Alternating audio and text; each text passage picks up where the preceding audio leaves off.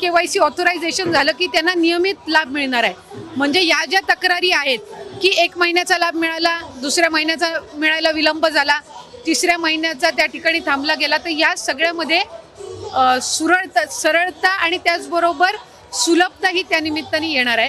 KYC बंधनकारक असेल प्रत्येक लाभार्थ्याला 100% आणि त्याचा आम्ही सगळ्यांना कालावधी दिलेला आहे. त्याचबरोबर आम्ही पूर्ण त्याच्यामध्ये माहिती दिलेली आहे की ते करत असताना ती प्रक्रिया अतिशय सोप्या पद्धतीनं कशी केली जावी. त्याच्यामध्ये आमच्या स्थानिक पातळीवर जे महिला बालविकास विभागाचे अधिकारी आहेत, अंगणवाडी सेविका, मदतनीस आहेत, इतर विभागांचे महसूल प्रशासनाचे सुद्धा आहेत, त्यांचंही आम्ही त्यामध्ये सहकार्य घेऊ. आणि मी आपल्या माध्यमातून सर्वच लाडक्या बहिणींना आश्वासित करते की महायुतीचे सरकार लाडकी बहीण योजना अशाच पद्धतीनं सुरू राहणार. पात्र महिलांवर कुठल्याही पद्धतीचा अन्याय होणार नाही हे विभाग म्हणून आम्ही दक्षता घेत आलेलो आहोत. कुठेतरी जी लाभार्थी महिलांची संख्या कमी करण्याचा डाव राज्य सरकार. नाही, मला वाटतं की साधारणपणे प्रसार माध्यम असतील, विरोधक असतील, हे सातत्याने लाडकी बहीण योजनेच्या संदर्भामध्ये वेगवेगळ्या पद्धतीचा संभ्रम हा पसरवण्याचा प्रयत्न करत आलेले आहेत. ही योजना जी आहे ही महिलांमध्ये, लाडक्या बहिणींमध्ये अतिशय लोकप्रिय आहे. महिलांना त्याचा लाभ मिळतोय.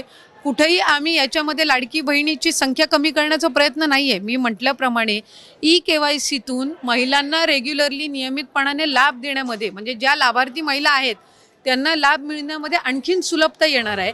आणि या व्यतिरिक्त पुढं सुद्धा शासनाच्या ज्या वेगवेगळ्या योजना निघतील, एकदा त्यांचं KYC झालेलं असेल की पुढच्या काही योजनांसाठी सुद्धा त्यांना ॲडिशनल काही प्रोसिजर्स कराव्या लागणार नाही. बोगस लाभार्थ्यांना शोधण्यासाठी गोल्डन डेटा काहीतरी आणला जाणार आहे, काय नेमकं आहे? नाही, मी तर हे पहिल्यांदाच ऐकते. खरं तर आम्हाला वेगवेगळ्या विभागांकडनं, आम्ही स्वतःच विभाग म्हणून वेगवेगळ्या विभागांना पत्र दिलेलं आहे की त्यांच्याकडे असणारा जो डेटा आहे तो त्यांनी आमच्या विभागाला द्यावा. जसं डिसेंबर अखेरीस जानेवारी महिन्यामध्ये आम्हाला कृषी विभागाकडून नमो शेतकरीचा डेटा मिळाला, तो आम्ही इंटिग्रेट केला आणि त्यानुसार लाभार्थी जे आहेत त्यांना 500 रुपये लाडकी बहीणमधून आणि 1000 नमो शेतकरीतून मिळतात.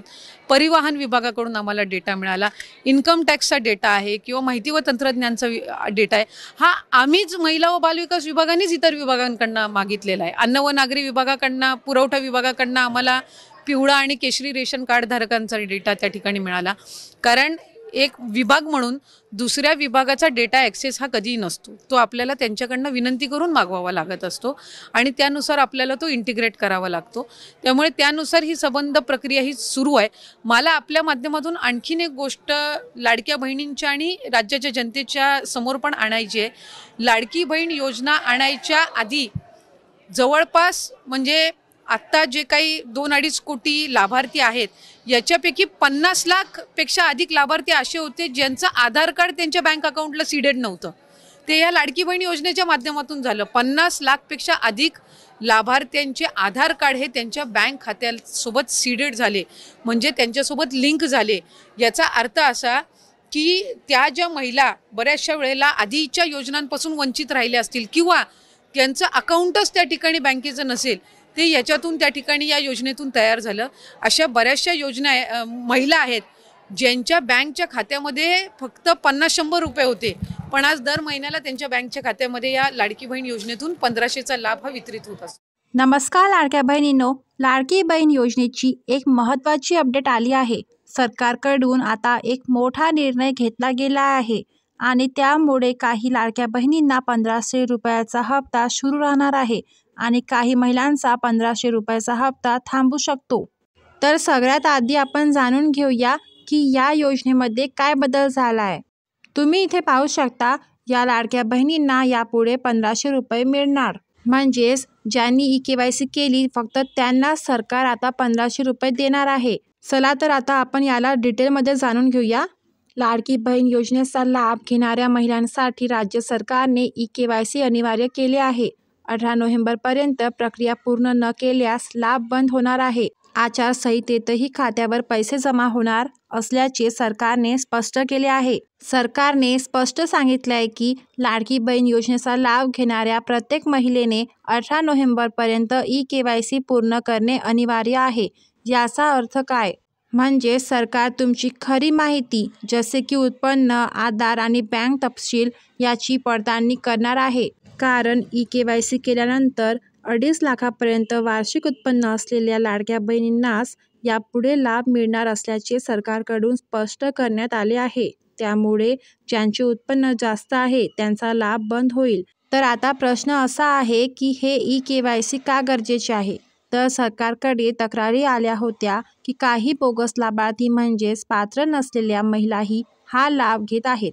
म्हणूनच सरकारने ठरवलंय की ई-केवायसीद्वारे खरी पात्र महिला कोण आहे हे शोधायचे. म्हणजे सरकारने आता निर्णय घेतला आहे की ज्यांनी ई-केवायसी केली त्यांनाच लाभ मिळणार आणि ज्यांची ई-केवायसी झाली नाही किंवा ज्यांनी 18 नोव्हेंबरपर्यंत ई-केवायसी केली नाही त्यांचा लाभ बंद होणार आहे.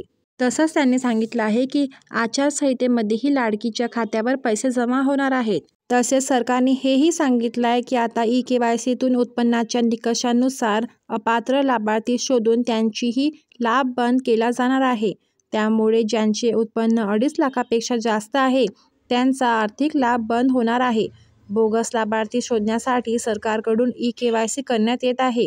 प्रत्येक वर्षी ई-केवायसी करण्यात येणार आहे आणि ई-केवायसी नंतर पडताळणी केली जाणार आहे आणि अपात्र महिलांना योजनेतून वगळण्यात येणार आहे. मिळालेल्या माहितीनुसार आतापर्यंत 92 लाख महिलांनीच ई-केवायसी पूर्ण केली आहे. उर्वरित महिलांना फक्त 12 दिवसात ई-केवायसी पूर्ण करावी लागणार आहे. आणि हो, यापुढे फक्त त्याच महिलांना 1500 रुपयाचा लाभ मिळणार आहे ज्यांचे वार्षिक उत्पन्न 2.5 लाखापर्यंत आहे. जर तुमच्या कुटुंबाचं उत्पन्न यापेक्षा जास्त असेल तर दुर्दैवाने तुम्हाला योजनेचा लाभ बंद होणार आहे. 18 नोव्हेंबर 2025 ही शेवटची तारीख आहे. या तारखेनंतर ई-केवायसी न केलेल्या महिलांचा लाभ आपोआप थांबवला जाणार आहे. आता अनेकांच्या मनात प्रश्न आहे की आता आचारसंहिता लागू आहे, मग सरकार पैसे देणार का? तर उत्तर आहे होय.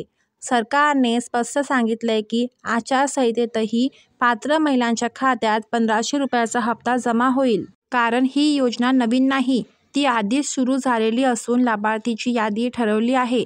म्हणून आचारसंहितेचा त्यावर परिणाम होणार नाही. आता सरकार दरवर्षी ई-केवायसी करणार आहे. म्हणजेच प्रत्येक वर्षी तुमची माहिती पडताळली जाईल आणि ज्यांचे उत्पन्न वाढेल किंवा पात्रता संपेल त्यांचा लाभ बंद होईल. आतापर्यंत राज्यात जवळपास 92 लाख महिलांनीच ही ई-केवायसी पूर्ण केलेली आहे. पण अजून लाखो महिलांनी ती प्रक्रिया सुरूही केलेली नाही.